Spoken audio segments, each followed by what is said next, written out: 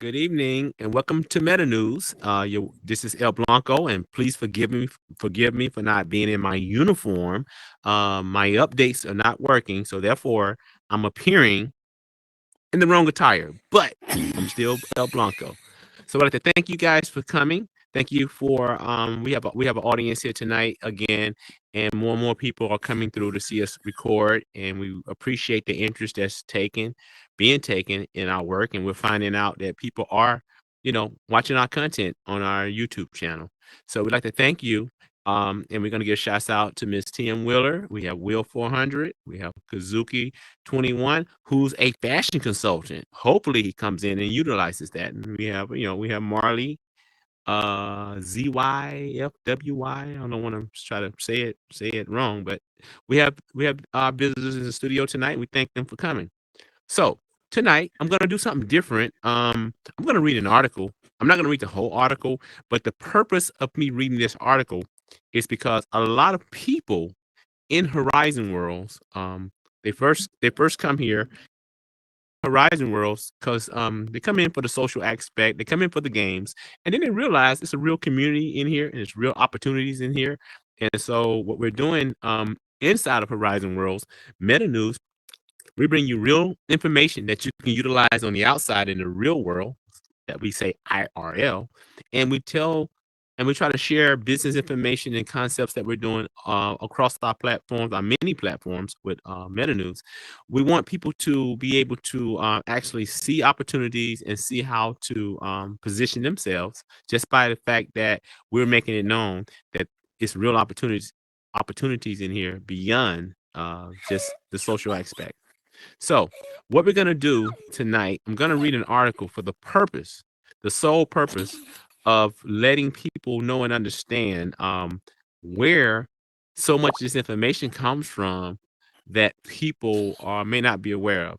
So, what I do as an individual, I try to keep my knowledge up to par in all the various areas, even though I do not specialize in these areas. But because I'm not an expert with cryptocurrency. I'm not an expert with blockchains and all those different things.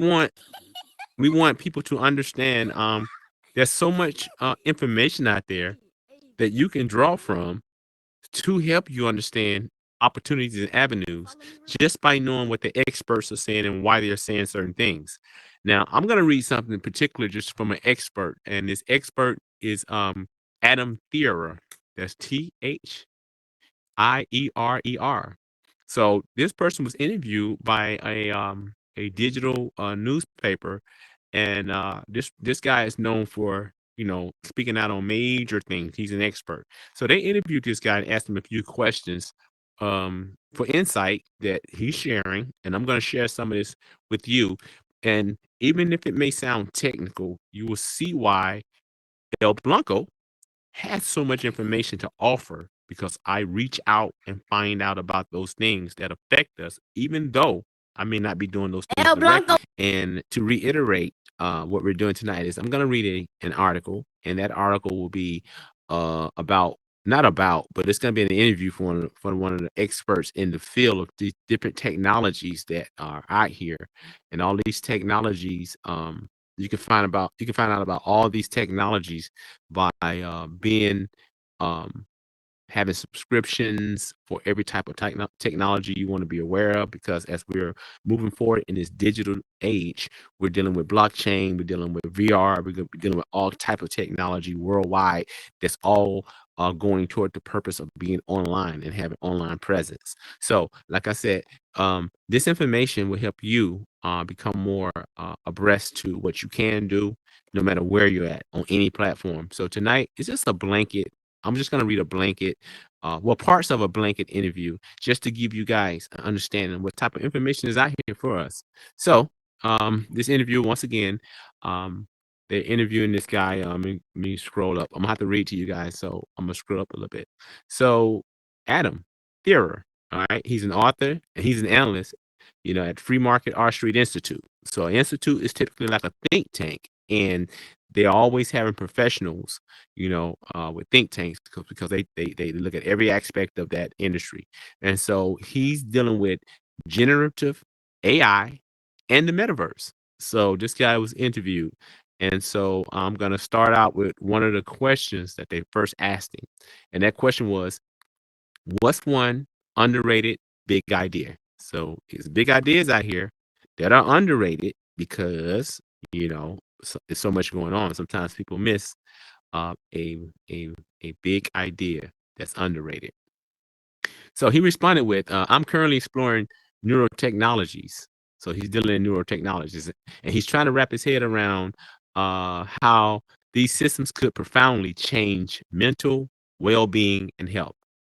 And he said there's an enormous, complicated learning curve, both technologically and from a regulatory standpoint. Now, when they say regulatory standpoint, they're talking about, when you're dealing with any type of field, some fields are heavily regulated, like insurance and finance. Certain things you can't say, certain things you can't advertise. Just like there's when it comes to law, you cannot give any impression that you're an attorney when you're talking about legal information. So most people give a disclaimer every time when they talk about certain things that are regulated. So anyway, that's what regulatory standpoint. And he said, and it's an evolving one. That means it's constantly evolving as we move into the digital age, because a lot of things change once you go from an old way of industry to a new way. And one of the ways I can get us to understand it is when you think about property rights and property interest. Well, in here, they have to write new laws because now you have digital property rights, because these are digital assets and they still have value. It's just in a different venue, and they have to address them as such. So he's talking about something that's dealing with people's well-being. So he's touching on some things like this statement he's going to make now. He says debates about human enhancement have been with us for a long time, and one of his favorite stories is Plato's Phaedrus, where he has the god uh, uh, Thoth meet King Thamus, and the god is going to give humans the gift of written word. And the king shoots back, no, you shouldn't do that, because then they'll lose their cognitive ability to remember these long folk tales and tell them around the campfire. Okay. So he's saying that, even in that story brought up a issue, even in the story, how if you do certain things and you replace certain things, then things of value will probably go away.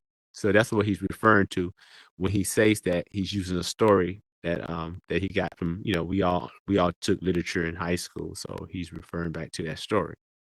But anyway, he said they both had a point, because the god was correct. It would have benefits, and the king was right too in saying that we're going to lose our ability to remember long, long passages or long stories that actually tell stories and get more backgrounds.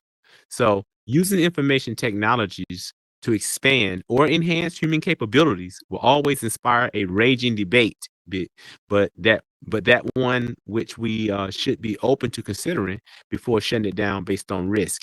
And what do you mean by that? I'm going to elaborate. What he means by that is, you have a guy that I watched a whole video, 2-hour video just yesterday, and the guy, he was talking about how AI is dangerous, and that's his standpoint, how dangerous AI is.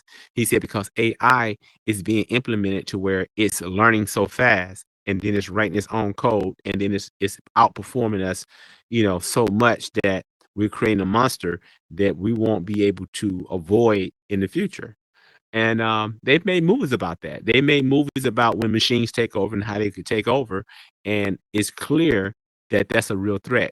But at the same time, he's saying that it's not a doomsday theory if we take different measures and not let the AI just run free, all because for the sake of advancing so fast. So what we've seen over time is, we have seen over time that technology does come to play and people lose their jobs and whole industries disappear. And that's the biggest threat within the next 3 years, that they're guaranteeing you that a lot of service jobs are going to go away. A lot of technical jobs, high-end technical jobs, are going to go away because AI can code faster than anybody. AI can find solutions faster than everybody. Anybody can, and it's just simply moving at speeds that is totally surprising the people who created them. And to give you one more example, they had robots that was operating off AI, and the robots uh, killed a lot of people in the lab. It was an actual place where they were building these robots and programming these robots and testing them for functionality. And the robots did their own thing and killed the people. And every time they was trying to shut one of them down, he would go to the internet and reload more information to learn how to avoid it. And that's how a lot of people died. But I'm not going to go into that. I just wanted to give an example, a clear example of why he's saying that. Okay, so he say he figured when um, Bezos made the big investment and bought the company Whole Foods, it was going to become a landing and a launching pad for his fleet of drones. See, Bezos is gonna invest in drones, and that's one of the things I personally want to invest in because I figure if I have a fleet of drones, I could do private courier business without ever leaving the house, and the drones can operate simply off an AI program that just follows instructions. Here's the client, fly there, they're gonna load you up, and here's the address. And in the future, everything that's in the sky, just like when you watch a futuristic movie, all the things that's flying around real fast all through the skies and not crashing, they're gonna be able to do that because the Internet of Things is what's gonna allow that, which will be available in 2025, according to Cisco, the company out of the Silicon Valley that has that contract. And they've had that contract for about 15 years. And they projected that they will be finished by 2005. And what makes that possible is because of all the advances of nanotechnology and 5G, right? So they asked him a second question. They say, what book most shaped your conception of the future? So what book did he read that gave him um, a good perception on how to prepare for the future? And he say the author name was Virginia Postrel, Postrel, and the name of the book is The Future and Its Enemies. So he's an expert, right? And that's the book he read, and he gave that book up. So a person like me, I will find a digital copy of that book and I will peruse through it because I want to be understanding what the experts understand. And I can't learn everything that's put in front of me, but if I was to want to understand why it's his most favorite book, it's no different than why people follow Warren Buffett, because Warren Buffett is a billionaire. He knows how to make money. It's no different than why people follow Les Brown, because he's a master speaker and they want to learn from him. So people tend to follow the steps that these experts follow. So he was saying about the book, he said, this lady Virginia in that book, she almost perfectly laid out what battles about the future of technology. I'm sorry, about the future of technological progress and technology in general would look like. She identified two camps of thinking about the future. You have the dynamist, that's Dynamists, the dynamist, and the status, the Stasists. I know you guys gonna have to look up some of these words because they're using technical words, and that's why I'm spelling them out. The status minded a mindset, it defends the status quo.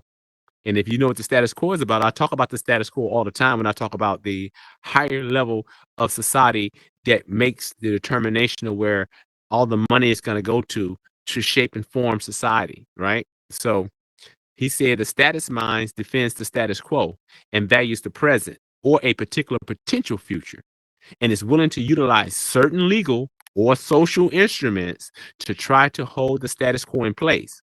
So that means that in an example, just a simple example, is in the legal field is a closed field. They control law, they control governments just by legal policy. So when they put out what's going to be implemented in the digital world when it comes to legal policy, a lot of things that you would be able to protest or a lot of things that you would be able to go in court and challenge, when the digital thing is set up, it's going to be automatic. So once it's established on a blockchain, it goes exactly the way the blockchain has it as far as the contract goes. Now, what do I mean by that? Everything that we're doing in society is a contract, whether it's an implied contract or an expressed contract. So in the public, we all often are operating on an implied contract, and that's how it's a law. And because if you don't understand the difference between implied and express contracts, then you'll be subject and not knowing why and why this is a law and a rule. So if it's codified into the blockchain under smart contracts, it's just gonna go the way it's gonna go. So you just need to learn about contracting. And every time I give you these terms should help you go and look into what I'm saying and get a better understanding. Because me generally speaking it, especially with these terms, you won't understand it as well as I would want you to. But anyway, she goes on to say, after she said these instruments, they're gonna try to hold the status quo in play. And what's the status quo? The people that run things. They don't want things to change. And every time technology come and disrupt it, such as giving us the ability to come higher in society and move away from poverty and things like that, it's going to be designed that way. And the status mindsets are those who put a lot of money into keeping things the way they want it, as opposed to the changes. And you see that in lobbyists that lobby in Washington, D.C., people who put millions and billions of dollars in place to make sure that the candidates that they want, who's going to make the laws according to what they want. So that's what's meant by that. They go on to say, now, this is now playing out in the AI wars, and she's calling it a war. She's saying it's being done in a huge way.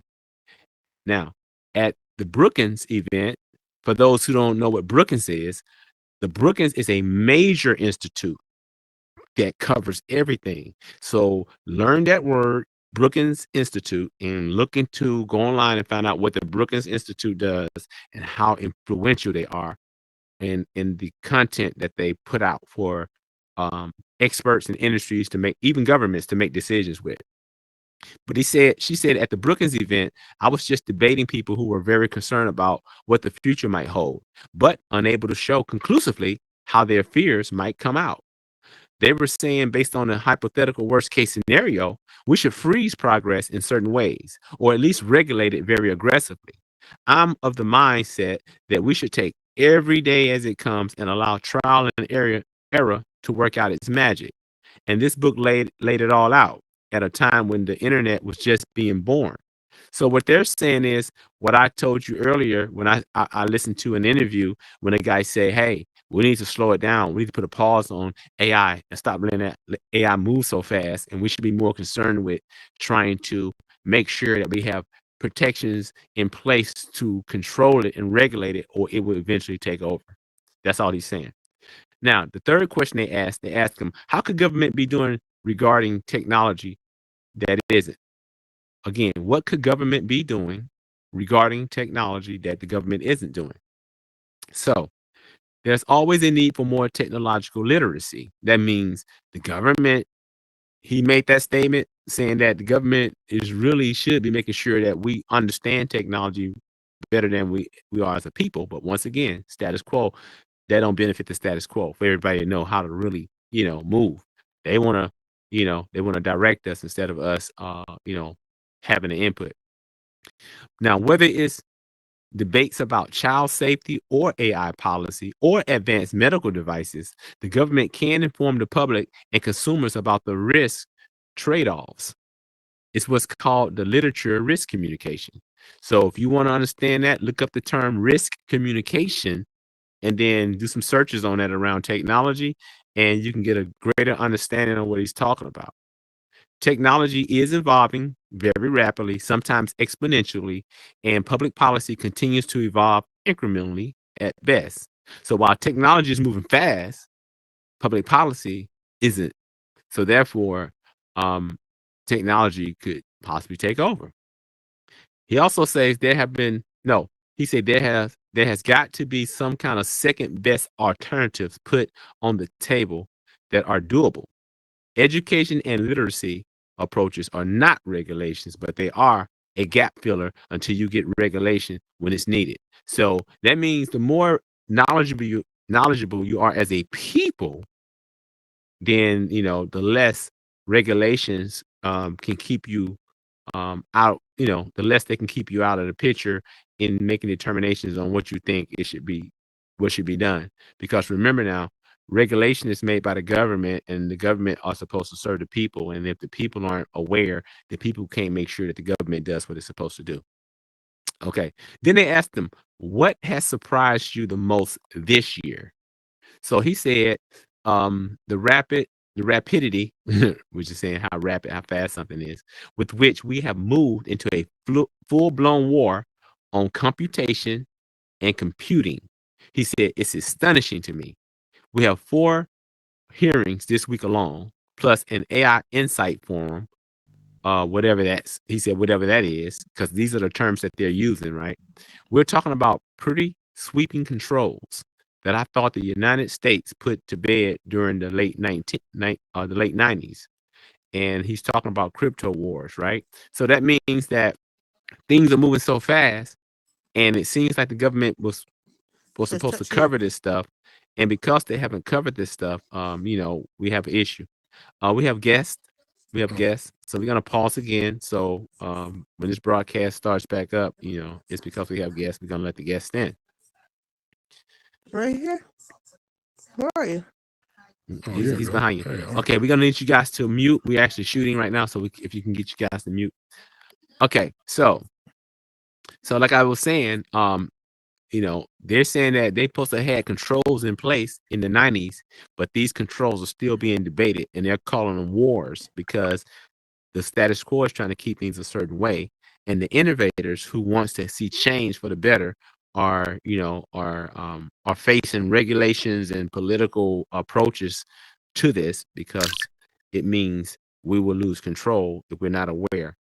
So he said it's not just people who are most market oriented like myself who are worried about this. A ton of people in the open source world are terrified that they're the canaries in the coal mine. We have major proposals on the table for sweeping licensing regimes, massive restrictions on data centers and chips, a new regulatory oversight agency, and a potentially international one on top of that.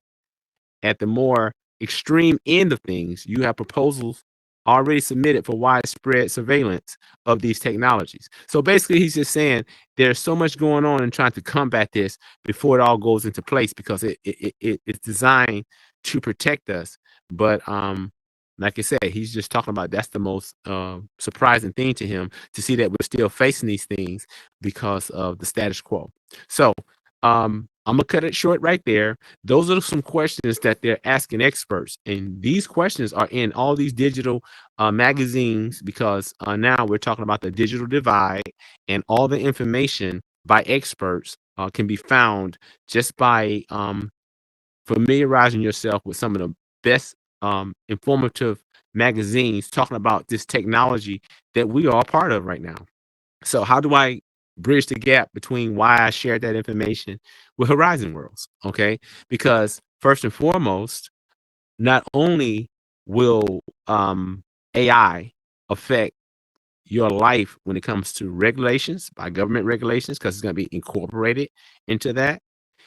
It will also affect your lives as you try to move into the digital divide and start creating wealth for yourself and creating more opportunities in businesses.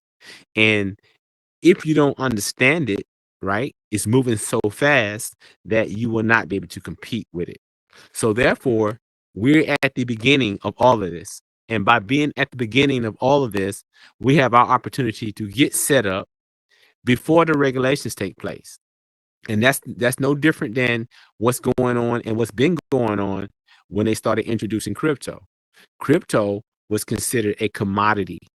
You own that, and it was something that wasn't controlled by governments. So what the different governments have taken a stance to turn these commodities into securities. Once they take on a definition of security, they can be controlled and regulated. So that means right now, the difference between a centralized platform and a decentralized platform is almost saying there's no difference between the public and private. So if you're on a centralized platform, that means controlled, regulated by an authority, as opposed to a decentralized platform where you can move your cryptocurrency wherever you want, however you want, whenever you want, then you cannot be controlled and regulated, and your progress can't be impeded because of someone who wants to keep you um, not keep you in a position where you cannot compete with the status quo. So the status quo is, let's say, the old system. The status quo is the old money, right? And if you understand those terms, you know that in most counties around the whole United States, they really owned those counties are really owned by the landowners from back then who really owns everything, particularly by wealth, and they make the decisions for the most part because they're the ones who determine what legislation will be. So I would like to thank you guys for watching again tonight, and I want you to make sure that you go to the our different channels and look at the other things that Meta News is doing. We're covering a lot of things because we have different, we have different shows, and we have different aspects of the news, just like a real news station would in real life. And we want to maintain the position of being considered the premier news source for Horizon Worlds, and we are. Um, so if you're on the outside looking in and you're looking to come to Horizon Worlds, make sure you look at our YouTube channel, and pretty soon the website is coming, and the website will be a better consolidation of our content. But we do have a YouTube channel which is called Meta News for Horizon Worlds VR. And you can see all of our segments and keep up with the information that we're providing to give you insight on things that will really benefit you to know. And it's just the starting point and a launching pad for you to become an expert in this information, so you will know how to move, how to develop yourself, how to position yourself, and not be left out when all of these things come into play. So once again, we appreciate you guys for showing up tonight and seeing another segment of Meta News, which is this is the Meta News business, and I'm El Blanco. Thank you again.